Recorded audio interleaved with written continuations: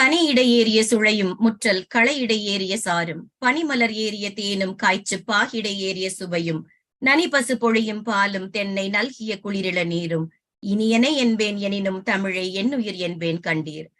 முதலில் அன்னை தமிழுக்கு என் முதல் வணக்கம். தமிழால் இணைவோம் உலகத் தமிழ் பேரியக்கத்தின் தொடர் நிகழ்வுகளில் நெடு நல் வாடை நிறைவு பகுதியாக பாகம் 7 நிகழ்விற்கு களம் அமைத்துக் கொடுத்த எங்கள் கள நாயகர் கவின்கலை வேந்தர் சிவதமிழ் சீராளர் எங்கள் மதிப்பிற்குரிய சத்யநாராயணராஜ் பாலகுரு அவர்களுக்கும், எங்கள் தமிழால் இணைவோம் உலகத் தமிழ் பேரியக்கத்தின் துணைத் தலைவர் பாரதி கண்ட புதுமை பெண் எங்கள் அனைவருக்கும் வழிகாட்டியாக திகழ்ந்து கொண்டிருக்கும் மதிப்பிற்குரிய மீனா திருப்பதி அம்மா அவர்களுக்கும் என் நெஞ்சார்ந்த வணக்கத்தையும் நன்றியையும் முதலில் அர்ப்பணித்துவிட்டு, அடுத்ததாக இந்த மாவட்டம் அடங்கிய கூட்டு மாவட்டத்தின் ஆளுநர் அகநானூற்று சுடர் பேரறிஞர் அண்ணா விருதுக்கு சொந்தக்காரர் கருத்து களஞ்சியம் எங்கள் மதிப்பிற்குரிய வாழும் வரலாறு சுப்பிரமணியம் ஐயா அவர்களுக்கும், மாவட்டம் 18/8 இணைந்திருக்கக்கூடிய எங்களுடைய இதழ்களின் காவலர் வாழும் வரலாறு மதிப்பிற்குரிய முனைவர் கோபால் ஐயா அவர்களுக்கும், இந்த இணைப்பில் எங்களோடு கரம் கோர்த்திருக்கும் நம் மூத்த தமிழ் ஆளுமை மதிப்பிற்குரிய தங்க மங்கை பிரேமா அம்மையார் அவர்களுக்கும்,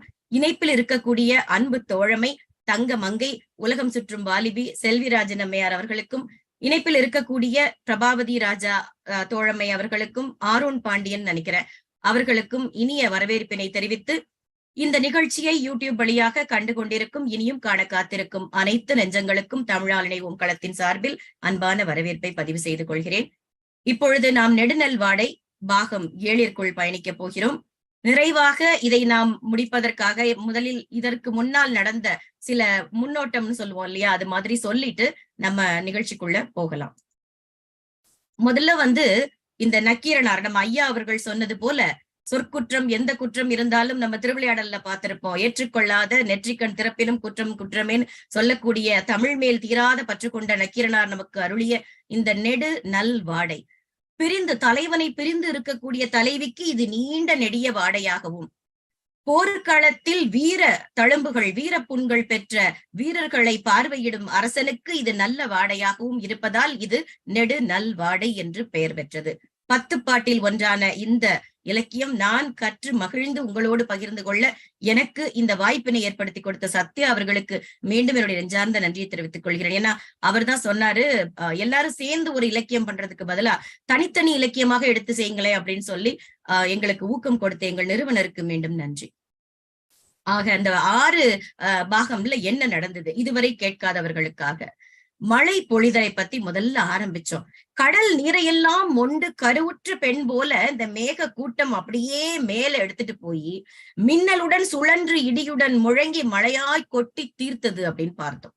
மண்ணிலிருந்து வானம் வரை நீரே தெரிந்தது, வரை எதுவுமே கண்ணுக்கு தெரியல. அப்படிப்பட்ட வெள்ளி மழையாக வடக்கிலிருந்து தெற்காக வீசக்கூடிய அந்த வாடை காற்றும் மழையும் பொழிந்து கொண்டிருக்கிறது. இடையர்களுடைய நிலையை கண்டோம். தங்களுடைய மேனியின் குளிரினை தணிக்க பலரும் கூடி கைகளையெல்லாம் நெருப்பில் காட்டி அதை சூடேற்றி கொண்டு இருந்தார்கள். அந்த நிலையை கண்டோம். அடுத்ததாக நாம் கண்டது கூதிர்காலத்தின் தன்மை. அங்கே இருக்கக்கூடிய மனிதர்களை தாண்டி நம் இந்த ஆசிரியர் நூலாசிரியர் குரங்குகளின் நிலை, அந்த குரங்குகளுடைய உடலெல்லாம் குளிரில் கூனி குறுகி நடுங்கி போய் மரங்களில் உட்கார்ந்து கொண்டிருக்கிறது. பறவைகள் எல்லாம் குளிரால் நடுங்கி மரத்திலிருந்து கீழே ஒன்றொன்றாய் விழுந்து கொண்டிருக்கிறது. கன்றுகள் பால் அருந்துவதை விரும்பக்கூடிய பசு மாடுகள் குளிர் தாங்க முடியாமல் பால் குடிக்க வரும் கன்றுகளை தவிர்த்து கோபத்தோடு எட்டி உதைத்து தள்ளுகிறதாம். இப்படியாக குன்றையே குளிர்விப்பது போல அந்த கூதிர்காலம் இருக்கிறது. அடுத்ததாக மழைக்காலத்தினுடைய செழிப்பை பற்றி கண்டோம். செழித்து வளர்ந்த நல்ல நெற்கதிர்கள் எல்லாம் முற்றி தலை வணங்கி சாய்ந்து நிற்கிறது. அடுத்ததாக தெருக்களில் திரிந்த மக்களை பற்றி பார்த்தோம். கள்ளினை அளவுக்கு அதிகமாக குடித்துவிட்டு, ஏன்னா அந்த குளிர் போக்குவதற்காக உள்ள கொஞ்சம் ஏத்திட்டாங்க கல்லு. மிகுந்த மகிழ்ச்சியோடு அந்த மழை துளி மேலே விழுவது உணர்ச்சி கூட இல்லாமல், கொஞ்சம் கூட அதை பற்றி கவலைப்படாமல் பகல் பொழுதும் தாண்டிய பின் கல்லை அருந்துவிட்டு தங்களுடைய ஆடை முன்னும் பின்னும் விலக தெருக்களில் ஆனந்தமாக நடமாடிக்கொண்டிருக்கும் மக்கள். மாலை நேரத்தில் தெய்வத்தை வழிபட புறப்பட்ட பெண்கள் என்ன செய்தார்கள்? பசுமையான காம்பினை கொண்ட பிச்சிகம் என்று அழைக்கப்படக்கூடிய பிச்சி மலரின் அரும்புகளை எல்லாம் தட்டில் வைத்துக் கொண்டு அந்த இதழ் விரிந்து மனம் வீசும் பொழுதினை அதுவே மாலை நேரம் இறைவனை தொழக்கூடிய நேரம் என்று உறுதி செய்து இரும்பால் செய்யப்பட்ட விளக்கில் நன்கு பருத்த திரிகளை கொளுத்தி நெல்லும் மலரும் தூவி இரு கைகளால் இறைவனை தொழுது ஆனந்தமாக வணங்கும் கூட்டம் ஒருபுறம். இந்த கூதிர்கால நிகழ்வுகள் வேற என்ன நடந்துச்சு? மனைகளில் வாழக்கூடிய மாடப்புறாக்கள் பகலெது இரவெதுன்னே தெரியல, அதுக்கு குளிர்ல கண்ணெல்லாம் சொக்கி போய் உட்கார்ந்து இருக்குது. தன்னோட துணையோட போய் உணவு கூட தேட போகாம செயலிழந்து மயங்கி ஒரு கால் மாற்றி ஒரு கால் குளிரில் நின்று பரிதவித்துக் கொண்டிருக்கிறது. மகளிரின் நிலை. ஏன்னா தலைவன் இப்போ நம்ம பாண்டிய மன்னன் போயிட்டான், அவன் போர்க்களத்துல இருக்கான், பாண்டிமாதேவி மட்டும்தான் வருத்தத்துல இருப்பாங்களா? மன்னனுக்கு துணையா போன வீரர்களுடைய மனைவிமார்கள், காதலிகள், அவர்களும் வருந்துவார்கள் இல்லையா? இந்த அடர்ந்த கருமையான கூந்தலில் அவர்கள் எப்போதும் ஆனந்தமாக சூடக்கூடிய மலர்களிலிருந்து சொட்டக்கூடிய நீர் தன்னுடைய உடம்பில் பட்டு குளிருமே என்று சில மலர்களை மட்டுமே அணிந்திருந்தார்கள். இயங்காத விசிறியும் தாளிட்ட சாளரமும் கண்டோம். என்ன ஆச்சு? ஏன் விசிறி இயங்கல? குளிர்காலத்துல யாராவது விசிறி எடுப்போமா? எடுக்க மாட்டோம். உபயோகப்படுத்தப்படாமல் சுவரில் அது அடித்து தொங்க விடப்பட்டிருக்கிறது. அதை சுற்றி சிலந்தியினுடைய நூல் பின்னப்பட்டு, இந்த நூலாம்படன் சொல்லுவோம் இல்லையா, அது ஃபுல்லா அது முழுக்க அதை படர்ந்து ஆணியில் தொங்கிக் கொண்டிருக்கிறது. அங்க இருக்கக்கூடிய கதவுகள் எல்லாம் தாளிட்டு கிடக்கிறது. ஏன்னா காத்து கூட உள்ள வந்துடக்கூடாது, குளிர்ந்துருமா. அதனால நல்லா அடைச்சு வச்சிருக்கிறாங்க. நெருப்பை விரும்புதல் வெறுக்கப்படும் தண்ணீர் கண்டும். குறுகிய பானை மாதிரி இருக்கக்கூடிய அந்த குவளையிலிருந்து அந்த குளிர்ந்த நீரை அவர்கள் பருக விரும்பவில்லை. நல்ல அகன்ற வாயினை உடைய நம்ம கும்மட்டி அடுப்புன்னு சொல்லுவோம் இல்லையா, தூபமூட்டியில் நெருப்பின் வெம்மையை போட்டு அதை துய்த்து மகிழ்ந்தார்கள். ஆடல் மகளிர் என்ன செய்தார்கள்? அவர்களுடைய ஆடலுக்கு தேவையான அந்த யாழின் இசைக்கருவியில் குளிரினால் அந்த யாழினுடைய தன்மை குறைந்து காணப்படுகிறது. அதை சூடேற்றுவதற்காக தங்கள் மார்பகங்களில் வைத்து அதை சூடேற்றி இசை மீட்டி ஆடிக்கொண்டிருக்கிறார்கள். காதலரை பிரிந்தோரை இந்த வாட்டக்கூடிய கூதிர் காலமானது, இந்த வாடை காற்று அவர்களை மனம் மிகவும் வருந்தச் செய்கிறது. அவர்கள் தலைவனை எண்ணி வாடிக்கொண்டிருக்கிறார்கள். மன்னனின் அரண்மனையை உருவாக்கிய முறை கண்டோம். எப்படி அவர்கள் அந்த சூரிய கதிர்கள் விழக்கூடிய ஒரு குறிப்பிட்ட நேரத்திற்காக காத்திருந்து 2 கோல்களை நட்டி நூலை பிடித்து அற்புதமான அரண்மனையை ஆக்கினார்கள் என்று விரிவாக கண்டோம். அரண்மனை வாயிலின் அழகை பார்க்கும் பொழுது வெற்றியடைந்து உள்ளே வரக்கூடிய அந்த போர் யானைகள், அதன் மேல் அமர்ந்திருக்கக்கூடிய வீரன் தாங்கி இருக்கக்கூடிய கொடிகள் எல்லாம் மேலே தட்டிவிடாதவாறு உயர்ந்த மலை போல் காட்சியளிக்கக்கூடிய அந்த அரண்மனை வாயிலை கண்டோம். முற்றத்தின் பெருமையை பார்க்கும் பொழுது, முற்றம்ங்கிறது முன்வாசல் புறம் சொல்லுவோம், முன்வாயில். அந்த முற்றத்தில் திருமகள் நிலைபெற்று விளங்கும் தன்மையுடையதாய் அமைத்திருந்தார்கள். அரண்மனையில் எழக்கூடிய ஓசைகள் பற்றி சொன்னேன். மகர மீன், அதாவது சுறா மீனின் வாய் போன்று பிழந்த நிலையில் உள்ள அந்த மீன், அது வாயிலிருந்து கொட்டக்கூடிய நீர்.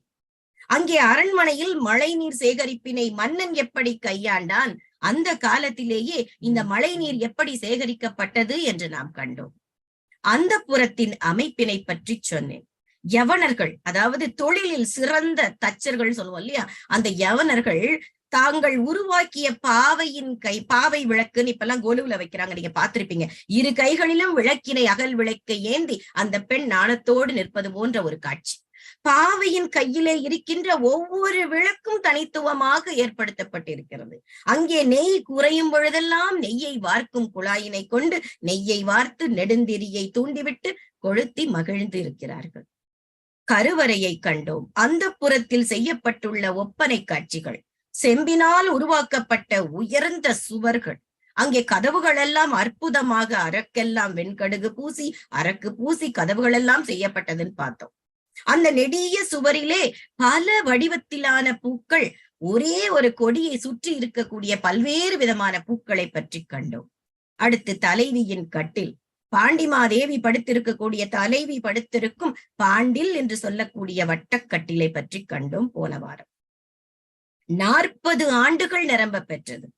முரசோ அப்படின்னு பயப்படுற அளவுக்கு இருக்கக்கூடிய வலிமையான கால்களை கொண்ட, போரில் சிறந்து விளங்கிய புகழ்பெற்ற தகுதிக்கு சொந்தமான யானையின் அந்த போரில் அது இறந்த பொழுது தாமே வீழ்ந்த தந்தங்களை செதுக்கி கலை நயத்தோடு உருவாக்கி இருப்பார்கள் அந்த கட்டிலை.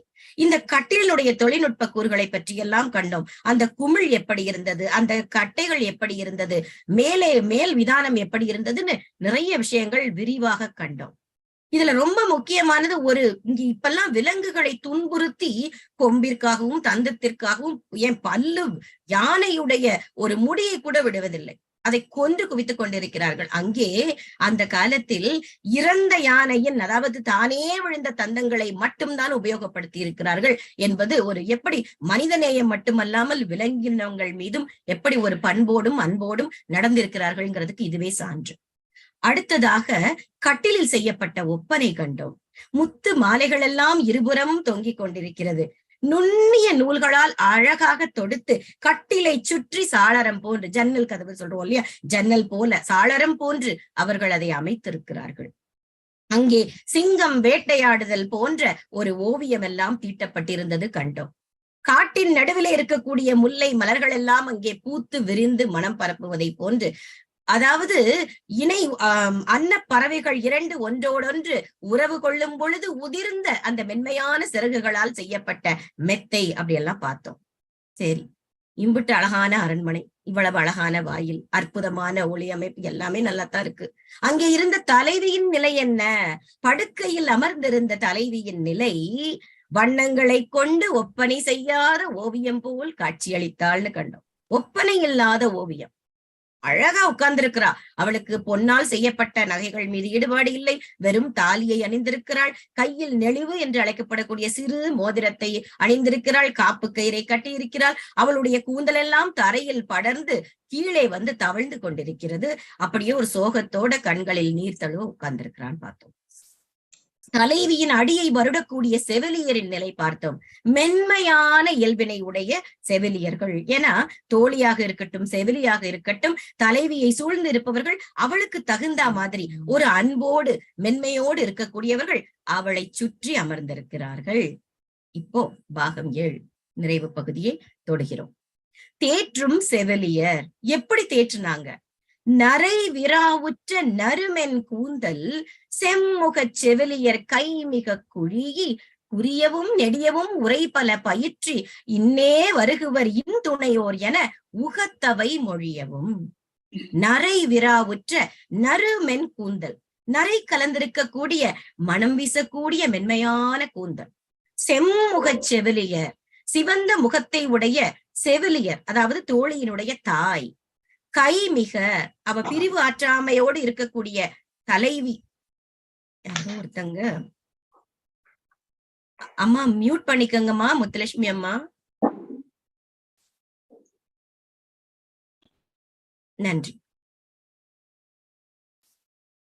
அதாவது கை மிக பிரிவு ஆற்றாமையில் இருக்கக்கூடிய அவள் பிரிவு அந்த வருத்தத்தில் அதிகமாக இருப்பதால் குழியி குறியவும் நெடியவும், கூடி குறைவாகவும் இல்லாமல் நீளமாகவும் இல்லாமல், அதோட விவரம் சொல்றேன். உரை பல பயிற்றி, அறிவுரைகள் பல காலம் சொல்ற மாதிரி, இன்னே வருகுவர் இன் துணையோர், இப்பொழுதே வந்துருவான், இப்பொழுதே வருவார் இனிய துணையாக அமைந்தவர் என உகைத்தவை என்று தலைவியின் மனம் விரும்பும் வகையில் அவளுக்கு மகிழ்ச்சி ஏற்படக்கூடிய விதமாக மொழியவும் கூறவும். தலைவனை பிரிந்திருக்கக்கூடிய தலைவி அவளுடைய பிரிவாற்றாமை பார்த்து இவங்களுக்கு எல்லாம் தாங்க முடியல. ஐயோ, என் பிள்ளை சோகமா இருக்குதே அப்படின்னு அந்த வளர்ப்பு தாய் என்று சொல்லக்கூடிய செவிலி தாய் என்ன சொல்றா?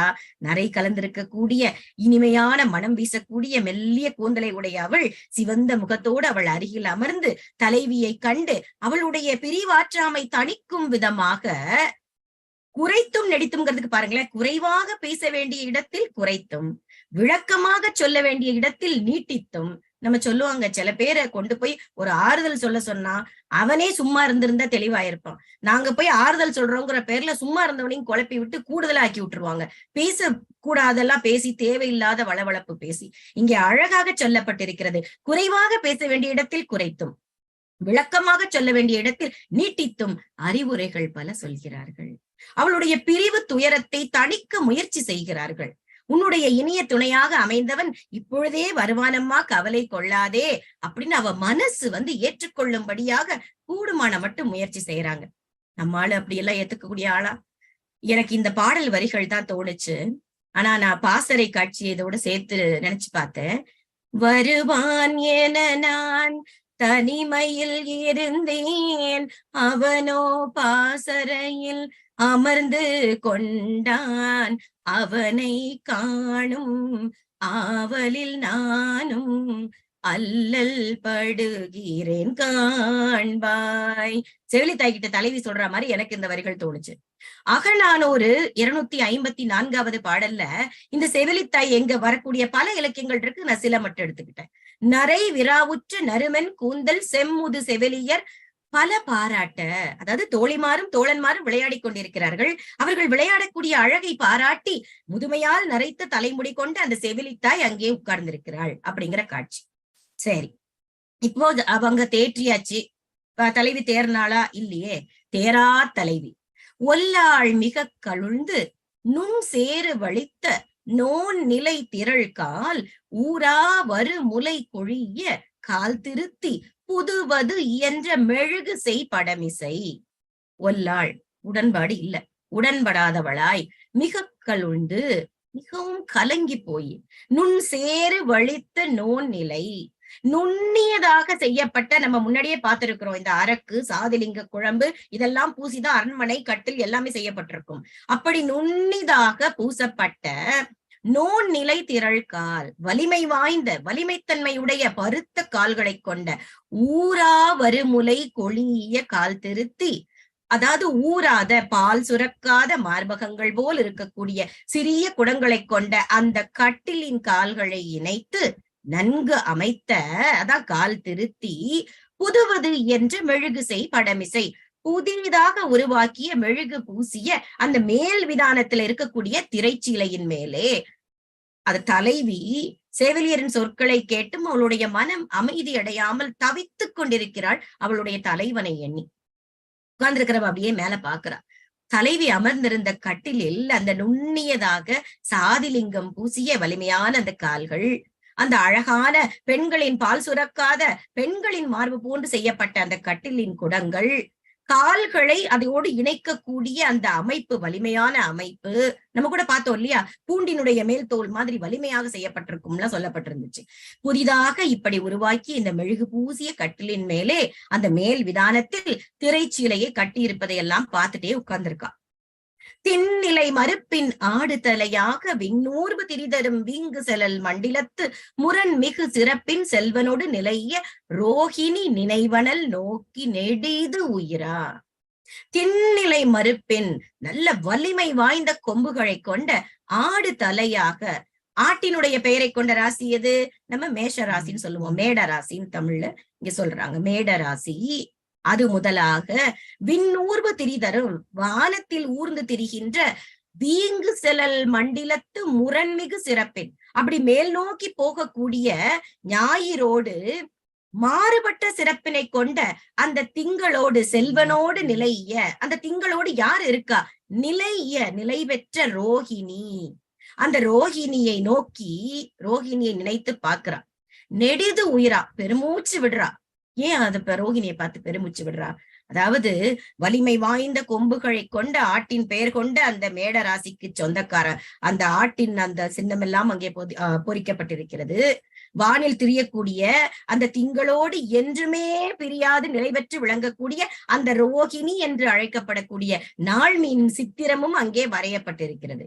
நம்மளுக்கு தோணும்ல, ஏன் நீ மட்டும் உன் தலைவன் கூட இருக்க, நான் மட்டும் என் கணவரை பிரியாம உன்ன மாதிரி இருக்க முடியலையே அப்படின்னு கண்ட தலைவி தானும் ரோஹிணி போன்று கணவனை பிரியாமல் வாழும் பேச்சினை பெறவில்லையேன்னு பெருமூச்சு விடுறா. அப்ப அவளுடைய அந்த சூழலுக்கு எனக்கு இந்த பாடல் வரிதான் தோணுச்சு. கண்களின் வார்த்தைகள் புரியாதோ, காத்திருப்பேன் என்று தெரியாதோ. தலைவனை பார்த்து அவ மனசுக்குள்ள பாடுற மாதிரி எனக்கு தோணுச்சு. மாயிதழ் ஏந்திய மலிந்து வீழ் அரிப்பனி செவ்விரல் கடைக்கண் சேர்த்தி சில தெரியா புலம்பொடு வதியும்.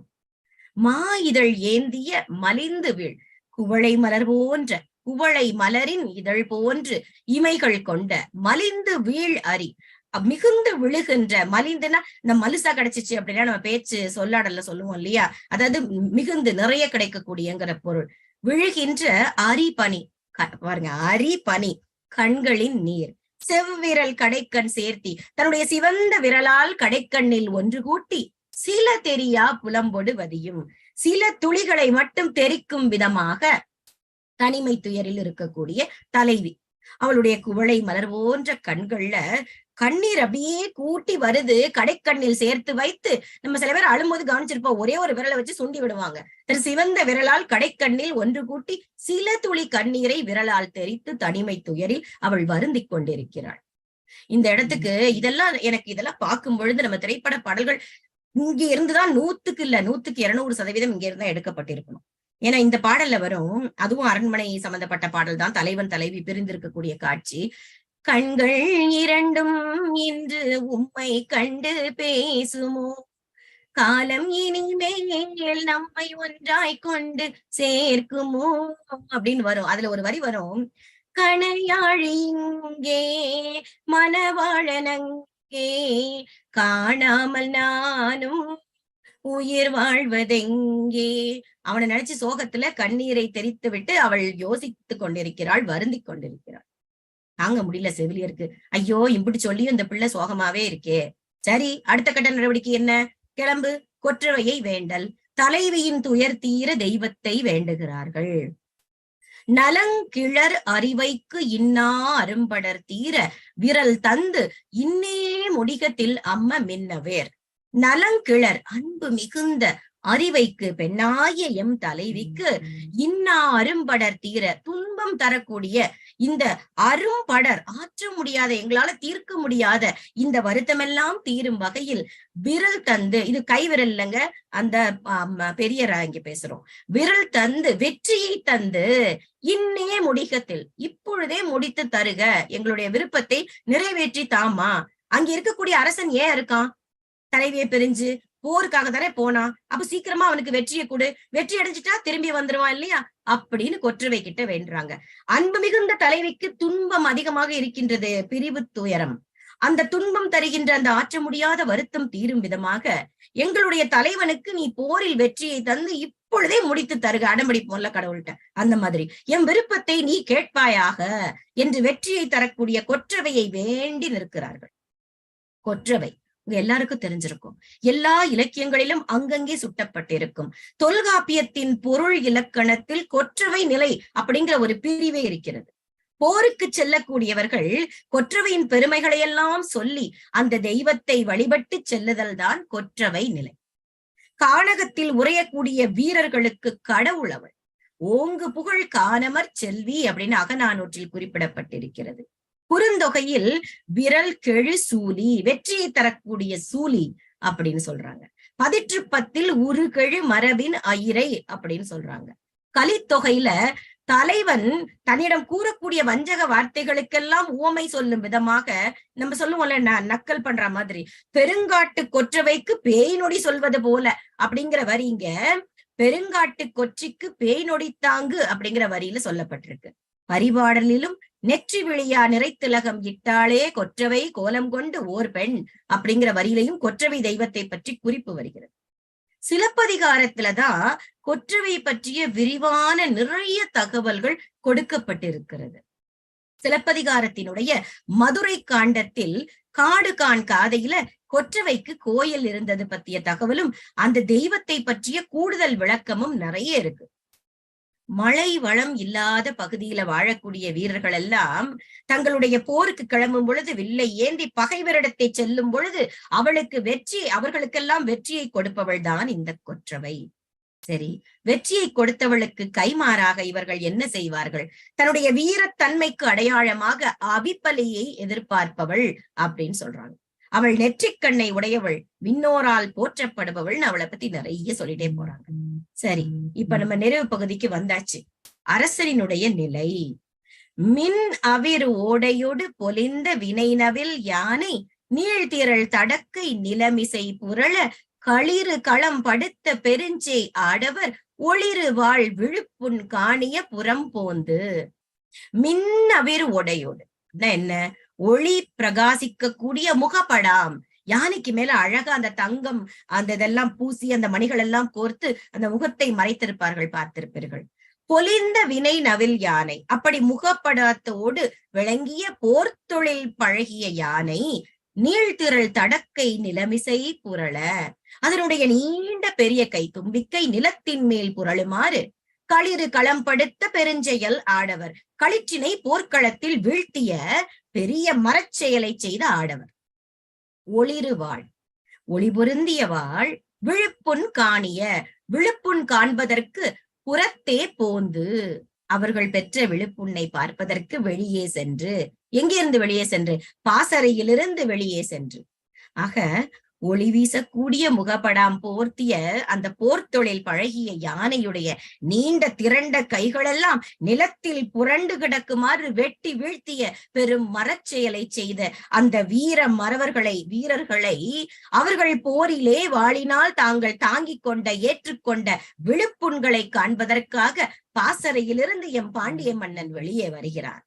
வடந்தை தன்வழி எரிதொரு நுடங்கி தெற்கு ஏர்பு இறைஞ்சிய தலைய நன்பல பாண்டில் விளக்கில் பருவு சுடர் அழல வேம்பு தலை யாத்த நோன்காள் எக்கமுடு முன்னோன் முறை முறை காட்டவின்னர். வடந்தை தன்வழி நமக்கு தெரியும் எங்க ஆரம்பிச்சது இந்த கதை. வடக்கே இருந்து வீசக்கூடிய வாடை காத்து இல்லையா, அந்த வடதிசையிலிருந்து வந்த குளிர் காற்று எரிதோறும் நுடங்கி, அது வீசுகின்ற பொழுதெல்லாம் நுடங்கி அசைந்து தெற்கு ஏர்பு தெற்காக எழுந்து இறைஞ்சிய தலைய சாய்ந்த தலையினை உடைய பல பாண்டில் விளக்கில், நல்ல விதமான கால்களை உடைய அகல் விளக்கில், அது பாண்டியனின் பாசறையில இருக்கிறதுனாலதான் அதுக்கும் பாண்டில் சொல்றாங்க போல. பாண்டில் கட்டில் சொன்னோம் இல்லையா, அது போல பாண்டில் விளக்கு. பருவு சுடர் வேம்பு தலையாத்த, அந்த பருவு சுடர் அழல, அந்த பருத்த சுடரானது எரிய வேம்பு தலையாத்த நோன்காள், வேப்பந்தலையை தலையில் சூடிக்கொண்டிருக்கக்கூடிய கட்டி வைத்திருக்கக்கூடிய நோன்காள் எக்கமுடு, வலிய கூர்மையான நுனியினை கொண்ட வேலோடு முன்னோன் முறை காட்ட, முன்னே செல்லக்கூடிய வீரன் முறை காட்ட, புண்பட்ட வீரர்களை ஒழுங்குமுறைப்படி காட்ட பின்னே யார் போறா பாப்பா. அதாவது அங்கே எரிந்து கொண்டிருக்கக்கூடிய அகல் விளக்கு என்ன பண்ணுதான், அந்த பருத்த தலைகள் எல்லாம் வடதிசையிலிருந்து காற்று அடிக்கும் பொழுது, நம்ம விளக்கு எரியும் போது பார்த்திருப்பீங்க, காற்று அடிச்சதுன்னா அப்படியே ஒய்யாரமா சாஞ்சி திரும்ப எழுந்து எரியும். அதுபோல இந்த வாடை காற்று வீசும் பொழுதெல்லாம் அசைந்து தெற்கு நோக்கி எழுந்து சாய்ந்து திரும்பவும் எரிந்து கொண்டிருக்கிறது. அந்த வெளிச்சத்தில் என்ன நடக்கிறது? வேப்பந்தலையை தலைப்பகுதியில் கட்டிய நல்ல வேலினை கையில் தாங்கிய வீரன் முன்னே செல்கிறான். அவன் புண்பட்ட வீரர்களை எல்லாம் இன்னாருக்கு இங்கெங்க அடிபட்டிருக்குன்னு முறைப்படி ஒழுங்குமுறைப்படி காட்டிக்கொண்டே செல்கிறான் அவன் பின்னே. இப்ப புறநானூர்லயும் இந்த யானைகள் தந்தம் நம்ம நிலத்தில் புரளன்னு பார்த்தோம் இல்லையா, இங்க கூட சில வரிகள் சுட்டப்பட்டிருக்கு. யானை தூம்புடை தடக்கை வாயோடு துமிந்துங்கிற வரி, நாஞ்சில் ஒப்ப நிலமிசை புரள. போர்க்களத்துல அம்புகள் எல்லாம் அப்படியே குருவி கூட்டம் மாதிரி யானை மேல பாஞ்சுதான். அந்த புண்பட்ட யானையின் துதிக்கை அதனுடைய வாயும் துண்டிக்கப்பட்டு உழுகிற கலப்பை போல நிலத்தில் கிடந்ததாம். 10 பாண்டில் விளக்கு பருவச் சுடர் அழல நன்னுதல் விரலியர் ஆடும். அந்த மலையிலிருந்து இறங்கக்கூடிய அருவி போல அந்த மாடி வீடுகளில் இருக்கக்கூடிய அந்த எரிந்து கொண்டிருக்கக்கூடிய விளக்குகள்ல சுரை குடுக்கையிலிருந்து நெய்யை ஊற்றி அந்த பாண்டில் விளக்கை ஏற்றி வைத்து அதில் விரலியரெல்லாம் ஆடிக்கொண்டிருக்கிறார்கள்ங்கிற காட்சிப்படுத்தப்பட்டிருக்கும். சரி, இந்த விழுப்புண்களை வீரன் காட்டுறான் பின்னேன்னு முடிச்சேன் இல்லையா, இங்க வரோம். மணிபுரத்து இட்ட மாத்தாட்பிடியோடு பருமம் களையா பாய்பரி களிமா இருஞ்சேற்று தெருவின் எரி துளி விதிர்ப்ப குடைவீழ் அம்துகில் இடவையின் தழுகி வாழ்தோள் கோத்தவன் கண் காளை கவல் மிசை அமைத்த கயன் முகனமர்ந்து. மணிப்புறத்து இட்ட மாத்தாட்பிடியோடு, மணிகளை எல்லாம் புறத்தே தொங்கிக் கொண்டிருக்கக்கூடிய வேய்ந்த இட்ட மாத்தாட்பிடியோடு, பெரிய கால்களை உடைய பெண் யானைகளோடு, பருமம் களையா பாய்பரி களிமா, சேனம் களையாத அந்த குதிரை சேனம் சொல்லுவோம் இல்லையா, அது களையப்படாத பாய்ந்து செல்லக்கூடிய செருக்குடைய குதிரைகள், பாய் பரி களிமா இருஞ்சேற்று தெருவின், கரிய சேற்று மண்ணை உடைய அந்த தெருவில் எரிதுளி புடைவீழ், தன்மேல் தெரிக்கக்கூடிய துளிகளை எரிதுளி விதிர்ப்ப உதர புடைவீழ் அம்துகில், பக்கத்துல வீழ்ந்த அம்துகில்ல அந்த அழகிய ஆடை இடவையின் தழுகி இடப்பக்கத்தில் தழுவில் வாழ்த்தோள் கோத்த, வாளினை தோளிலே கோர்த்து கொண்டிருக்கக்கூடிய வன்கண் காளை கவல் சுவல் மிசை, வலிமையான வீரனின் தோள் மேலே அமைத்த கையன் முகன் அமர்ந்து, கையை வைத்துக் கொண்டு தன்னுடைய முகம் காட்டி முகம் பொருத்தி அப்படின்னு முடிச்சிருக்காங்க. பாசறை எப்படி இருக்கும் நமக்கு தெரியும். பாசறை இருக்கக்கூடிய இடங்கள்ல அந்த கரிய சேறு அப்படியே நிறைஞ்சு கிடக்கக்கூடிய அந்த தெருவில் மணிகளை எல்லாம் அழகா கோர்த்திருப்பாங்க, கவனிச்சிருப்பீங்க. வெண்கொற்ற கொடைன்னு சொல்லும் பொழுது அதில் அந்த மணிகளை எல்லாம் வெளியே தொங்க விட்டு கொண்டிருக்கக்கூடிய பெரிய கால்களையுடைய பெண் யானைகளோடு சேனம் களையாத பாய்ந்து செல்லக்கூடிய நல்ல வீரமிக்க குதிரைகள் தங்கள் மேல் விழுந்த மலை துளிகளை சிதறிக் கொண்டிருக்கிறது. தலைவன் என்ன செய்யறான்? தன்னுடைய இடப்பக்கத்தில் வீழ்ந்த தன்னுடைய அழகிய பட்டு ஆடையினை எடுத்து தழுவி அணைத்துக் கொண்டு வலது கையினை அதாவது தோள், வீரன் போயிட்டு இருக்கான் இல்லையா, அவருடைய வலிமையான தோளின் மேலே கையை வைத்துக் கொண்டு, ஏன்னா வாளை ஏந்தி கொண்டு அந்த வீரன் போறான், இடப்பக்கம் அப்படியே அந்த ஆடையை கையில பிடிச்சுக்கிட்டு வலப்பக்கம் வந்து அந்த வீரனை தழுவியவாறு பேசிக்கொண்டு போய்கொண்டிருக்கான். என்ன பேசிட்டு போறாங்க? போரில் விழுப்புண்பட்ட வீரர்களின் மனம் விரும்பும் வகையில் முகம் மலர அவர்களை நோக்கினான். அதுதான் அந்த முகன் அமர்ந்து. நூல்கால் யாத்த மாலை வெண்குடை தவ்வென்று அசையி தாதுளி மறைப்ப நல்லன் யாமத்தும் பள்ளி கொள்ளான், சிலரோடு திரிதரும் வேந்தன் பலரோடு முரணிய பாசறை தொழிலே. 188வது. நூல்களால் யாத்த மாலை, நன்கு அருமையான நூல்களால் கோர்க்கப்பட்ட முத்து மாலை. வெண்குடை தவ்வென்று அசையி, அந்த வெண்கொற்ற குடை தவ்வென்ற ஓசையோடு அசைந்து தாதூளி மறைப்ப, தாவி வந்து கொட்டக்கூடிய அந்த மழை துளிகளை மறைக்க நல்லன் யாமத்தும் பள்ளி கொள்ளான், நல்லென்ற இரவு பொழுதிலும் நடு இரவுல கூட துயில் கொள்ளாது, சிலரோடு சில வீரர்களோடு திரிதரும் வேந்தன், பாசறையில் திரிகின்ற வேந்தன் மன்னவன் பலரோடு முரணிய பாசறை தொழிலே. பல மன்னர்களோடு வேறுபட்டு எழுந்து நிற்கக்கூடிய பாசறை இடத்திலிருந்து அவர் இயற்றும் போர்த்தொழில். வீரர்களை பார்க்க வரும் அந்த மன்னன் மேல் மழை துளிகள் எல்லாம் படாதவாறு நூலால் கோர்க்கப்பட்ட முத்து மாலைகள் தொங்கிக் கொண்டிருக்கக்கூடிய அந்த கொற்ற குடை, அந்த தவ்வுன்னு அந்த சத்தத்தோடு வந்து அசைந்து தாவக்கூடிய மழை துளிகள் எல்லாம் அதில் பட்டு தெரித்து விழும் விதமாக மறைத்து நிற்கிறது. அந்த நடு சாமம் சொல்லுவோம் இல்லையா, அந்த நல்லென்ற இரவு பொழுதிலும் துயில் கொள்ளாமல், சுயநலமா எவன் எப்படி போனா என்னன்னு தூங்கல மன்னன். பாசறையிலிருந்து கிளம்பிட்டான். சில வீரர்களோடு கிளம்பி போய் புண்பட்ட வீரர்களை பார்த்து பல வகை மன்னர்களோடு மாறுபட்டு நிற்கக்கூடியவன். மற்ற மன்னர்கள் போல இல்ல, மக்கள் மேல் அன்பு கொண்டவன், வீரர்கள் மேல் அவர்களுடைய வெற்றி புண்களை கண்டு அவர்களுக்கு ஆறுதலும் நல் வார்த்தைகளும் சொல்லக்கூடிய தன்மை அவன். அங்கு இருக்கக்கூடிய பாசறையிலிருந்து வந்து ஒவ்வொருவராக அந்த விழுப்புண்களை பார்த்து முகம் மலர்ந்து அவர்களோடு உரையாற்றி கொண்டிருக்கிறார். அதுதான் நக்கீரர் அந்த 167, 68 வரிகள்ல விரல் தந்து இன்னே முடிகத்தில் அம்ம அப்படின்னு கொற்றவை கிட்ட வேண்டும் பொழுது இப்பேற்பட்ட மன்னனுக்கு நீ வெற்றியை கொடுப்பாயாக நல்ல விதமா சொல்லியிருப்பார். திருக்குறள்ல 542 வரும், வானோக்கி வாழும் உலகெல்லாம் மன்னவன் கோல் நோக்கி வாழும் குடின்னு. இந்த உலகத்துல இருக்கக்கூடிய உயிர்கள் எல்லாம் மழையை நம்பித்தான் வாழ்கின்றது இல்லையா? அதுபோல குடிமக்கள் எல்லோரும் ஒரு அரசனின் செங்கோலை நம்பியே வாழ்கின்றார்கள் என்றால் அந்த மன்னன் எப்படி இருக்க வேண்டும்? இந்த நெடுநல்வாடைக்கு பொருத்தமான திருக்குறளாக நான் நினைத்தது 544. குடிதழியி கோலோச்சும் மாநில மன்னன் அடிதழியி நிற்கும் உலகு. குடிகளை அன்போடு அரவணைத்து தன்னுடைய செங்கோல் பெறலாமல் சாயாமல் ஆட்சி செய்கின்ற மன்னனுடைய அடியை பொருந்தி இந்த உலகம் நிலைபெற்று நிற்கும், அவனை சார்ந்து மக்கள் நிற்பார்கள் அப்படிங்கிற இந்த திருக்குறளுக்கு பொருத்தமான இந்த நெடுநல்வாடையின் தலைவனை நாமும் போற்றி இந்த நூலை நமக்கு அற்புதமாக வழங்கிய நக்கீரனாருக்கு என் பணிவான நன்றியை சொல்லி இந்த நெடுநல் வாடையை நிறைவு செய்கிறேன். இந்த நெடுநல் வாடையை நானும் படித்து எனக்கு புரிந்ததை உங்களோடு பகிர்ந்து கொள்ள வாய்ப்பளித்த நம் தமிழால் நினைவு களத்தின் நிறுவனர் சத்யநாராயணராஜ் பாலகுரு அவர்களுக்கும் துணைத் தலைவர் மீனா திருப்பதி அம்மா அவர்களுக்கும், இங்கே அவையை அலங்கரித்துக் கொண்டிருக்கக்கூடிய அத்துணை ஆளுமை தோழமைகளுக்கும் என் நெஞ்சார்ந்த நன்றியை சொல்லி, இந்த கூட்டு மாவட்டத்தின் ஆளுநர் எங்கள் சுப்பிரமணியம் ஐயா, ஆலோசகர் அழகராஜா ஐயா மற்றும் இந்த மாவட்டம் 18/7 ஆளுநர் அன்பு தோழமை அன்பழகி ஸ்ரீதர் அவர்கள், என்னோடு பயணிக்கக்கூடிய தோழமைகள் அனைவருக்கும், ஆளுமைகளுக்கும், கோபாலையா உள்ளிட்ட அனைவருக்கும் என் பணிவான வணக்கம். நன்றி.